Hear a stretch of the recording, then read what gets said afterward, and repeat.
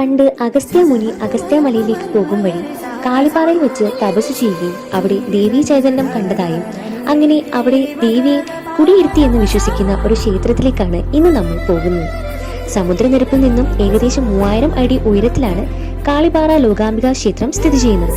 ഈ ക്ഷേത്രത്തിലേക്ക് എത്തിച്ചേരുന്നത് കുറച്ച് അഡ്വഞ്ചറസ് ആണെങ്കിലും പ്രകൃതി ഒരുക്കി വെച്ച മനോഹരമായ കാഴ്ചകൾ കണ്ട് പോകുമ്പോൾ ക്ഷീണം തോന്നാറില്ല.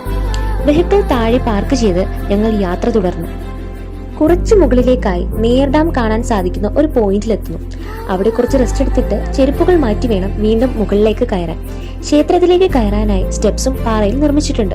മുകളിൽ എത്തിയാൽ ഒരു വശത്ത് നേർ ഡാമും മറുവശത്ത് പ്രകൃതിയുടെ പച്ചപ്പും കുറച്ച് ദൂരെയായി അഗസ്ത്യകൂടവും കാണാൻ സാധിക്കും. മണ്ഡലകാലത്ത് രാവിലെയും സൺഡേ വൈകുന്നേരവും മാത്രമാണ് ക്ഷേത്രത്തിന്റെ നട തുറക്കുന്നത്. ജനുവരി മാസത്തിലാണ് ഉത്സവം വരുന്നത്.